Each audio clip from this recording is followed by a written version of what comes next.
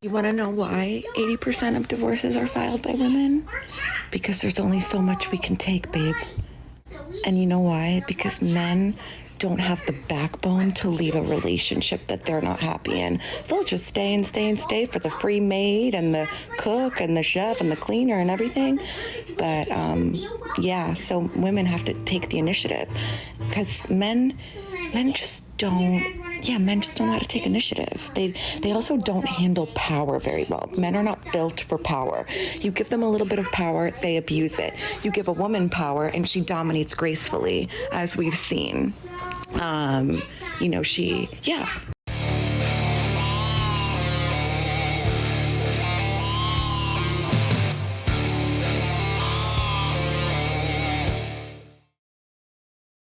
Yo, what is going on, guys? I hope you are all doing well. So on today's episode, we are going to be responding to a video here from another Fiend Gang content creator. Make sure that you guys go and subscribe to his channel, and we are going to be talking about why exactly men do not want to get married anymore. Hell, a lot of men don't even want relationships. They want nothing to do with society anymore. So shout out to Hadan for putting together today's video. I'm going to leave his channel linked in the video description, and I'm going to do a little bit less commentary today because I think Hadan makes some fantastic points. So we're going to be taking a look at today's video. Guys, don't forget to leave your thoughts and your comments and any experiences you guys may have down in the comments box below.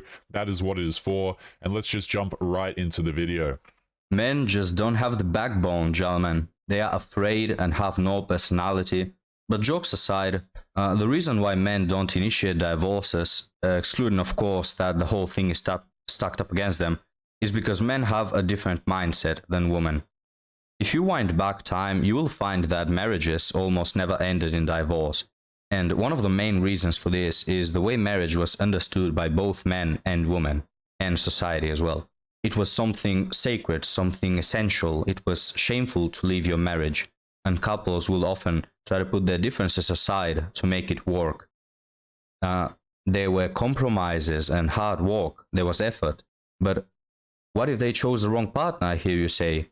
Well, keeping in mind how important marriage was, people had in mind that their choice of partner is one for a lifetime. And women stood to lose a lot in divorce also. So, take that aside. Now, what we have now is a compensation for women leaving marriages. Here, I'll give you alimony for many years to come. If you don't physically abuse your children, you can get them, no further questions asked.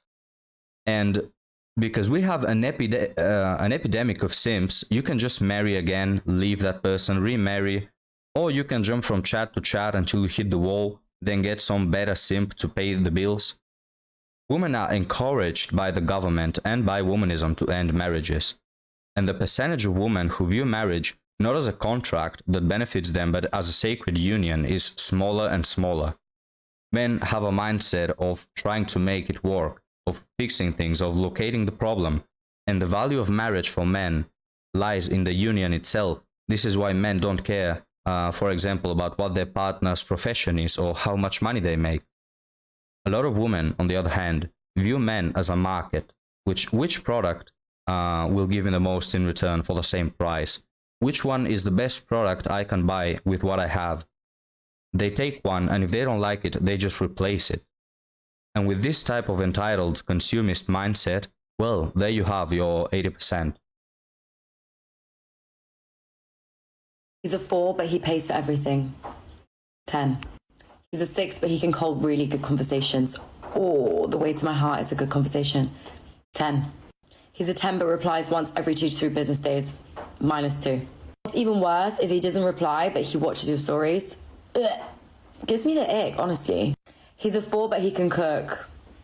Honestly, I don't really care because we have delivery and we can go out to restaurants. Like, if you can't cook, I don't care. He's still a 4. He's a 4, but he buys you flowers without you asking. He's an 8.5. You know, guys, one of the things we keep repeating in the Fiend Gang is that you should not listen to a single dating advice from women. First off, they really don't understand the dynamics between the genders. Second off, they don't even know what they themselves want. So take this one for example. She says that a man who is a 4 turns into a 8.5 if he buys flowers. There are a lot of men who buy flowers, text every morning, plan fun dates and pay for them, make silly little gifts, give women free attention and validation out of goodwill, you know, thinking that this will make the woman like them. Well, it's the total opposite. The more you show women undeserved affection, the more they will treat you like a given. They already have tons of simps behind their back constantly validating them. Treat her like a star and she will treat you like a fan. On the other hand, she says that a man who takes long to reply is a -3, yet it seems to me that this is the type of guy that these women are attracted to. The one who doesn't reply as often, the one who doesn't care as much. That's the interesting one, you know, that's the one who brings the butterflies. I tell you, it's better to flip a coin and base your decision off of it than to take advice from women on TikTok. And you know what, guys? I totally agree with Hadan here.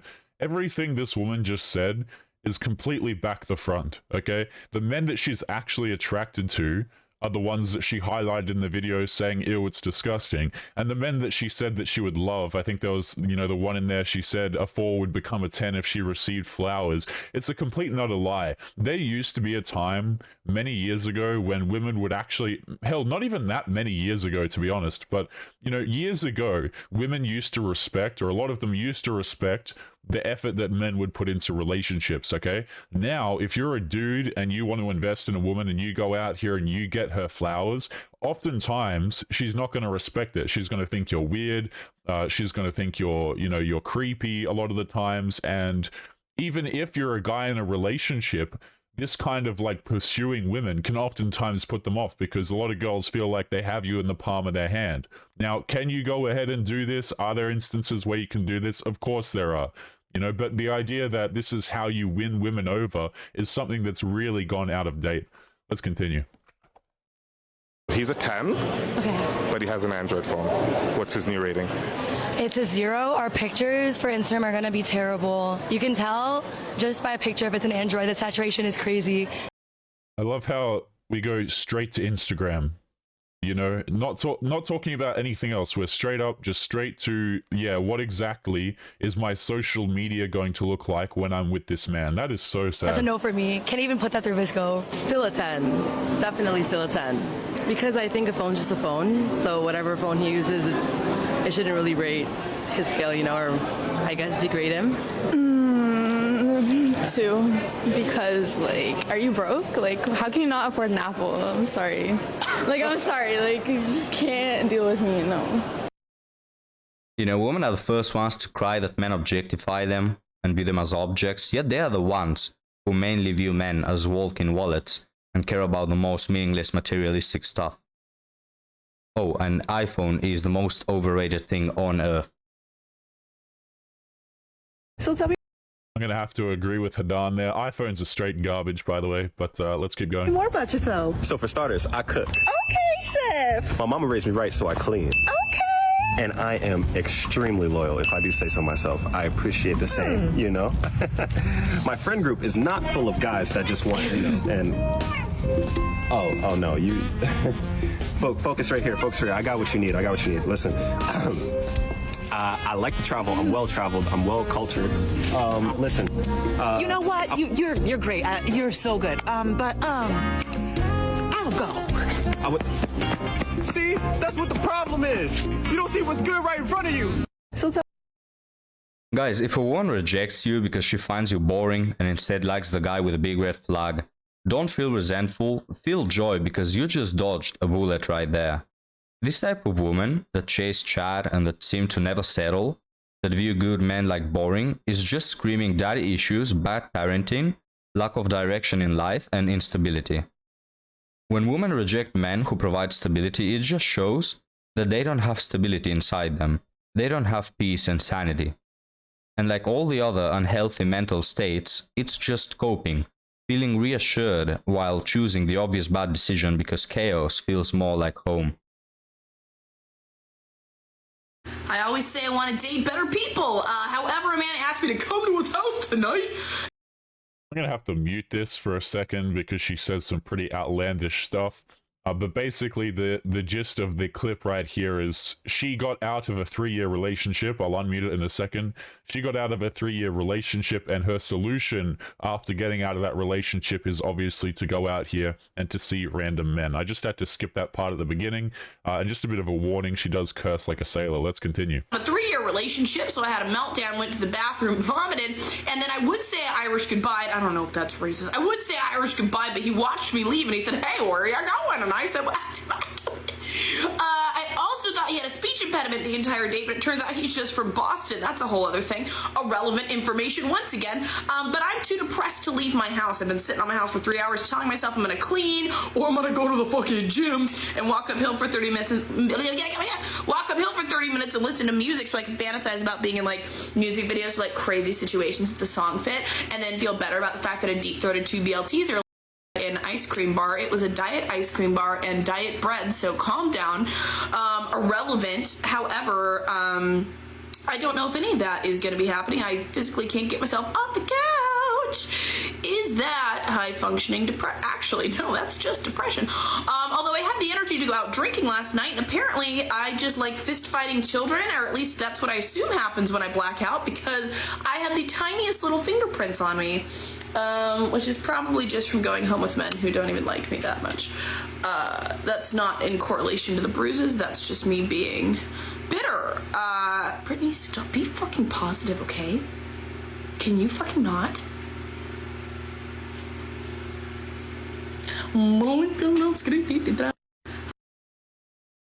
Some people think that red pill content is just hate towards women. Personally, guys, I feel nothing but pity. Not resentment, not anger, not disgust. Well, sometimes disgust, but at the core, I feel sadness, thinking of the missed opportunities. Because we see all these women falling victim to womanism, to bad parenthood, to misconceptions. And honestly, it's sad how much the family has suffered due to this. I'm gonna have to pause it here. You know, bless Hadan. I'm somewhat more critical than Hadan is here. A lot of these women, they make their own decisions, okay? You can have womanism come along and lie to you, but at the end of the day, the women are the ones making the decision to go home with random men, thinking that it's empowering, you know, just embellishing in their mental illness, refusing to take accountability and do things like go to the gym, okay? There are obviously womanism lies to women, and it's a terrible thing, but bless Hadan, you know, he wants to see the good in everyone. Let's keep going. And also the kids, like Gen Z has it quite hard already finding their place in this world, and womanism is helping make it even harder, with all these single mothers and lonely, empowered single women drinking wine and talking in their cars, in their parking lots, or talking in their house, you know, having an absolutely chaotic life. I tell you, society will, in a few years, get a reality check when they see the overflowing numbers of single mothers and childless bitter women. Luckily for men, they have picked up on this already. They have picked up on the state of affairs and are adapting already, spending their time and resources on better things and keeping an eye so they don't get screwed. 5 things I will not do if we are dating, but you are not my boyfriend. 1, cuddle nights. Nope, boyfriend experience. 2, sleeping together. Boyfriend experience. 3, telling my whole family about you. Boyfriend experience. 4, date exclusively because that shit is a trap. 5, let you watch my TikTok videos because boyfriend experience. I'm Allie. I'm a dating and mindset coach, and I have a brand new course called Find Your Fucking Husband. If you're ready to attract the man of your dreams, go to the link in my bio to sign up and start today. Bye. Oh, thank you. You know, guys, every man who hears this is gonna be like, hell yeah, I can get between your legs, and after that, you're not going to annoy me with cuddling. You're not going to bother me with sleeping together. You know, just get out of my house. You're not going to embarrass me in front of your family, given that I don't intend to have anything serious with you anyway. And I'm not going to be forced to watch your stupid TikToks. And the guys who are looking for something serious are going to know you are for the streets just from this TikTok alone. So thank you for making it so clear for everyone. You give your body like it's cheap stock to all the Chads and Tyrones, and then at 30, you will expect a real man to come pick up the pieces of your broken life. No, thank you. If I wanted a used doll, I can probably get one cheaper.